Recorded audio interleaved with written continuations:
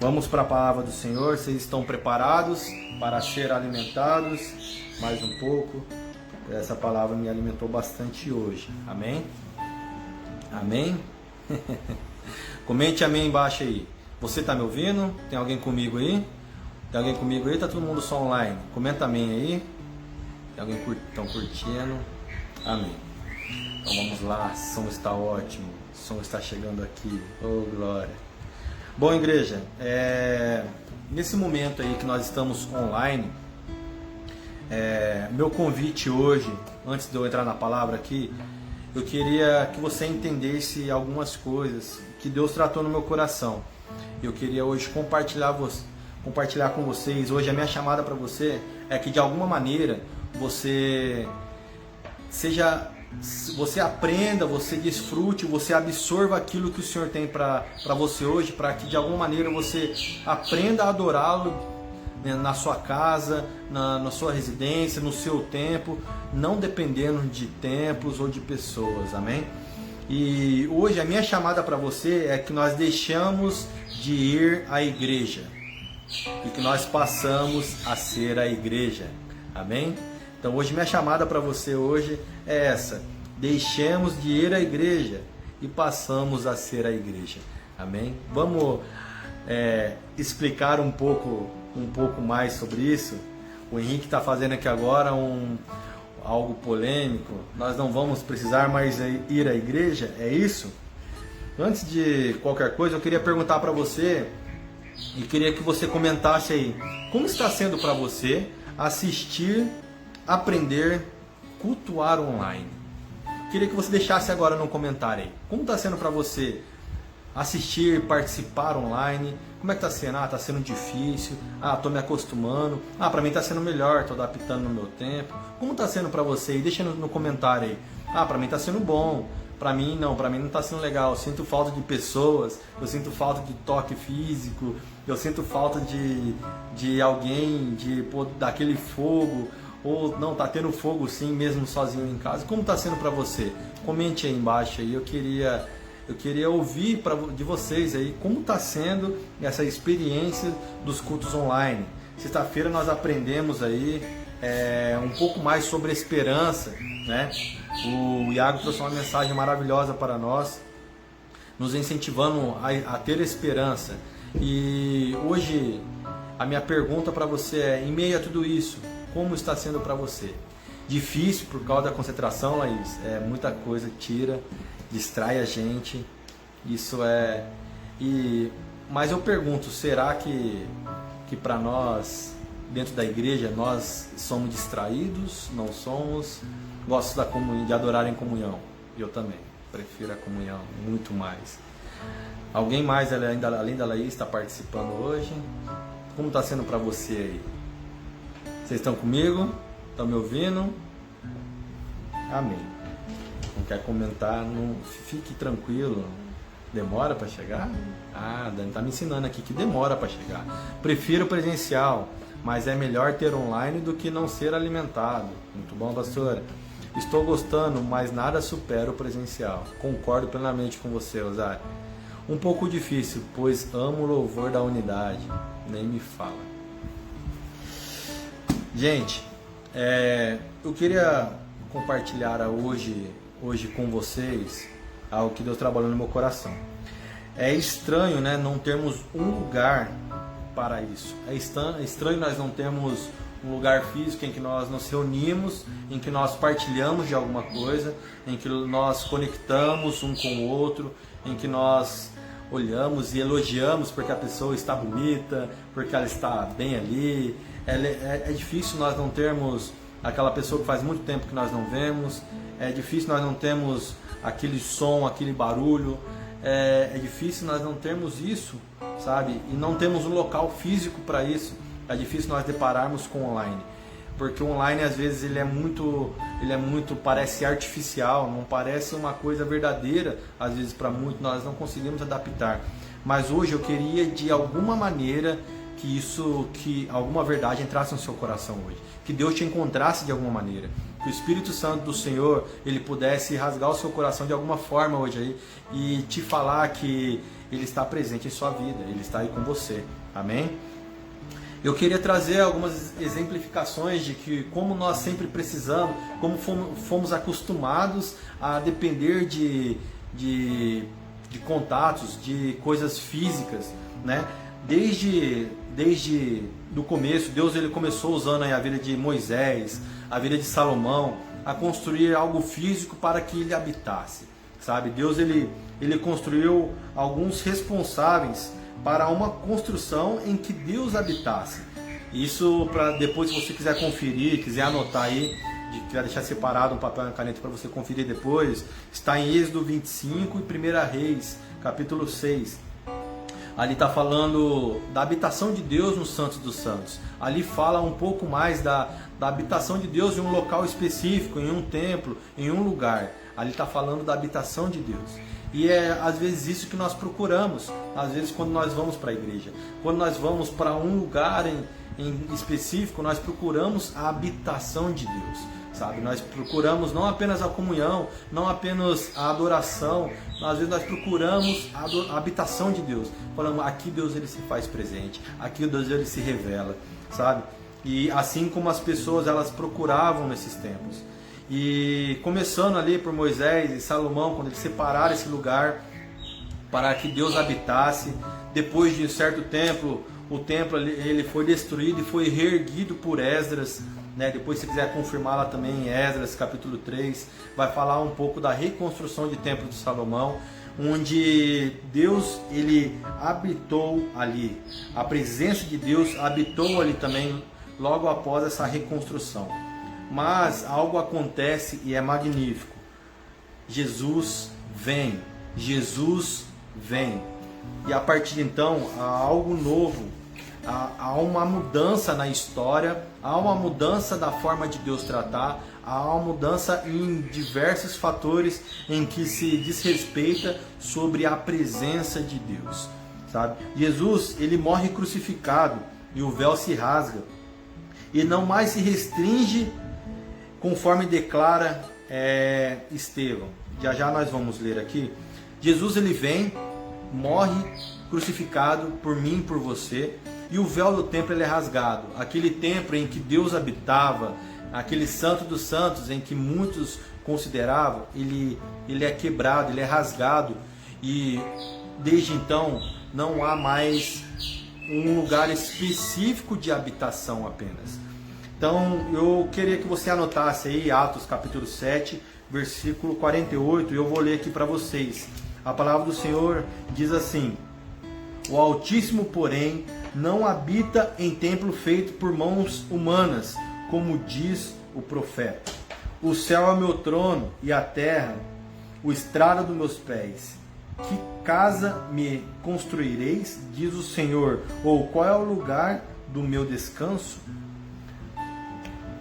A palavra do Senhor diz aqui em Atos capítulo 7, versículo 48, que o Altíssimo, porém, não habita em templo feito por mãos humanas. Não quer dizer que ele nunca habitou em mão feita por templos humanos. Ele não habita. Estevão aqui traz para o presente a palavra do Senhor. Então, ele fala de uma maneira que nós possamos entender o quê? Que Deus ele habitou sim em templo, ele tinha um local específico para a presença e o habitar dele. Porém, não é mais um local que se restringe a uma igreja. Hoje, eu queria que você tivesse esse discernimento, que você não depende de um local físico, você não depende de um templo específico para que a presença de Deus habite. Hoje, após o sacrifício de Jesus, após esse véu ter sido rasgado, hoje Ele escolheu habitar em mim e em você através do Espírito Santo de Deus. Hoje o templo que Deus ele escolhe é você e sou eu. Há uma letra muito bonita de uma música que fala que Deus escolheu essa casa, não quis o templo que eu posso construir com minhas mãos. Eu sou casa, eu sou morada, lugar de Deus. Sabe? Hoje eu queria chamar a atenção de você para isso. Amém? Após essa nova fase, a igreja começa a ser perseguida. Eu queria aprofundar sobre isso, sabe? A primeira pergunta que eu queria fazer para você, antes de eu aprofundar, eu queria que você respondesse aí agora nos comentários, então prepare para escrever aí de alguma maneira. É o seguinte: você acha que com essa nova fase a igreja está sendo perseguida? Então vamos lá. Nós estamos agora na fase vermelha, a fase emergencial. E minha pergunta hoje para você, eu queria que você respondesse nos comentários aí. Você acha que a igreja, por causa dessa fase emergencial, ela está sendo perseguida? Por nós não podermos cultuar presencialmente? Responda aí no comentário aí. Ah, eu acho que está sendo perseguida. Ah, não, eu não acho que está sendo perseguida. Como que você acha que está hoje a igreja nos tempos de hoje, com essa nova restrição que nós estamos passando, em que nós temos que nos reunir online? O que você acha? Você acha que isso é resultado de uma perseguição sobre a igreja?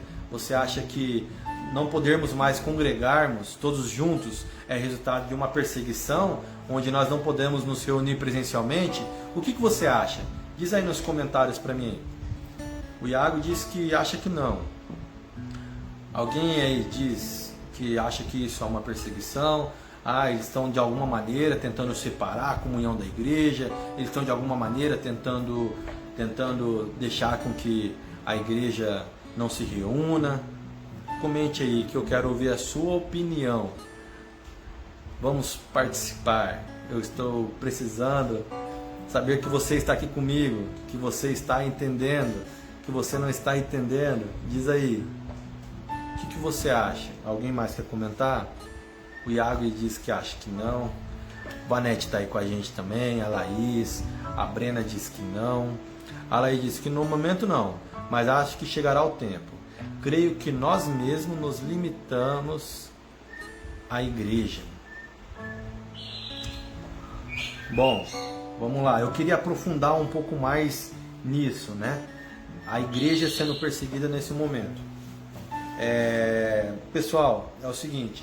Eu creio que o Iago comenta aqui: falei com um cristão hoje e ele disse que sim, ele acha que é uma perseguição da igreja. Eu vi um comentário de uma pessoa que eu sigo nas redes sociais, gritando: pelo amor de Deus, nos deixe em paz, deixa nos cultuarmos, deixa a gente reunir a nossa galera, fazer nossos acampamentos, por favor, nos deixe em paz. Eu vi pessoas gritando nas redes sociais sobre isso. A Dani diz aqui que acha que sim, que a igreja é essencial. A perseguição é só o começo, vai aumentar aos poucos, é bíblico. Vamos lá. Na minha sincera opinião aí, igual eu falei aí, que eu vi, né, uma pessoa gritando, sentindo-se perseguida por não poder reunir mais em sua igreja. Na minha opinião, eu não acho que o momento é uma perseguição à igreja, tá? Porque senão estaria proibido, restringido apenas à igreja que não se reunisse. Então hoje nós vemos aí diversos locais sendo fechados, como academia, lugar de roupa. Nós vemos coisas não consideradas essenciais aí, com estabelecimentos fechados, não podendo abrir os seus estabelecimentos. E a igreja hoje, ela é um dos que eles consideram local em que pode reunir pessoas que eles acham no momento não considerado como oportuno a estar aberto. Então eu acho que se fosse restrito apenas à igreja, seria uma perseguição sim. Mas hoje a minha atenção hoje para você não é a gente discutirmos isso hoje, mas a minha atenção para você é o quê? Se a igreja ela fosse perseguida, sabe? Certamente nós estaríamos proibidos de nos reunir até mesmo online, sabe? Porque se você for ler a palavra do Senhor no Novo Testamento principalmente, o apóstolo Paulo ele perseguia muito a igreja, sabe? Isso quer dizer o quê? Que ele trancava o templo, ele amarrava os templos em si? Não, ele perseguia os cristãos, sabe? Então, isso quer dizer o quê? Que a igreja perseguida, ela não começou por templos, não foi um lugar físico, mas sim pessoas, quando pessoas se reuniam, sabe? A nossa perseguição, assim como já é restringido e perseguido em muitos países, nós sabemos, a igreja ela é perseguida porque não se pode proclamar a palavra do Senhor, não se pode falar abertamente. Hoje, aqui no Brasil, especificamente em São José dos Campos, nós da CMR ainda não estamos sendo perseguidos. Nós podemos abrir nossos templos, nós podemos abrir uma rede social, nós podemos às vezes de alguma maneira reunir e falar da palavra do Senhor abertamente. Então ainda não estamos sendo perseguidos. Eu quero focar hoje para você que a igreja ela não restringe as portas abertas, a CMR está aberta ou não. Ela restringe a nós, estamos juntos, estamos unidos aqui agora e falando do Senhor. Isso é ser igreja. Ser igreja, ela é muito mais do que uma porta aberta. Então nós hoje, de alguma maneira, estamos sendo igreja aqui. Nós louvamos, nós adoramos ao Senhor e agora nós partilhamos da palavra dele. Isso é ser igreja. Nós estamos aqui nesse momento sendo igreja. E obrigado por ser igreja comigo nessa noite. Amém? Eu quero continuar aqui e eu queria fazer outra pergunta para você. O que você acha das igrejas gigantes? Eu queria perguntar para você hoje aí, trazendo um assunto igreja ainda, o que você acha daquelas igrejas grandes, sabe? Que é habitada aí por centenas, milhares de pessoas. O que você considera a respeito dessas igrejas hoje? Nossa, como será que essas igrejas elas estão se reunindo hoje? Estão fazendo as suas lives de alguma maneira? O que você pensa a respeito dessas igrejas hoje? Em que sentido, Henrique? Jesus, eu vejo que ele foi uma das primeiras igrejas a ser perseguido, sabe? Uma das primeiras igrejas vivas a ser perseguida. De alguma maneira, a partir do momento em que Jesus ele trouxe o ministério de ser igreja verdadeiramente, ele começou a ser perseguido, sabe? A hora que ele tirou de um templo, a hora que ele saiu do templo onde ali os fariseus estavam e muitos deles ali achando que a presença do Senhor se restringia somente àquilo. E Jesus começou a ser igreja, andando através de comunhão com seus discípulos, gerando comunhão com o povo, gerando comunhão com os judeus ou os não judeus. Jesus, de alguma maneira, ele começou a ser igreja. E ele começou a ser perseguido. E Jesus ele começou a pastorear então. E hoje a minha pergunta para você é: o que você acha das grandes multidões? O que você acha das grandes multidões dessas igrejas? Sabe? Jesus ele partilhava com grandes multidões. Mas será que Jesus ele pastoreava essas grandes multidões? Sabe? Eu creio que não. Eu creio que Jesus ele não pastoreava a grande multidão. Jesus ele pastoreava os discípulos, aqueles que eram próximos, sabe? Pode ser que Jesus ele pregava a muitos. Então, ser pastor e ser igreja está muito além de número de pessoas, está muito além de um templo físico. E é disso que eu queria chamar a sua atenção hoje. As igrejas precisam ser ministradas nas casas. Eu queria falar um pouco mais sobre isso. O ser igreja é ser ministrado, é ser pastoreado por pessoas e intimidade, sabe? Talvez você já deve ter entrado ali na CMR em si, ou em alguma outra igreja, e de repente feito o seu culto a Deus, mas não sentido parte dela, não sentido parte de uma igreja. Por quê? Porque você não partilhou de um mesmo relacionamento, sabe? Eu tenho certeza, a pastora, ela está aí ao vivo com a gente, ela está acompanhando disso, e ela sabe que ser pastor é muito mais do que falar a uma multidão. É muito mais do que ela abrir uma câmera e falar para as pessoas. É muito mais do que ela subir num púlpito, num altar e falar da palavra de Deus. O ser pastor é você acompanhar, você entrar nas dores, você cuidar das ovelhas, você estar junto com eles. E ser igreja é muito mais do que você frequentar um templo. Então hoje eu queria chamar a sua atenção de que ser igreja não depende de um local físico. Ser igreja é muito mais do que eu frequentar um local físico, sabe? É eu ser pastoreado por alguém, é eu ser cuidado por alguém, é eu me relacionar com alguém. Isso é ser igreja também. Temos que viver uma fé em que estimule as pessoas a ser igreja. Eu queria entrar nesse assunto aqui com você, sabe? Hoje, como está a sua fé perante Deus? Sabe? Hoje, como está a sua fé perante ao Senhor? A palavra de Deus, ela tem que nos confrontar, ela tem que nos alimentar, ela tem que nos alegrar, ela tem que nos dar esperança. A palavra do Senhor de Deus, a palavra do Senhor, ela tem que ser para nós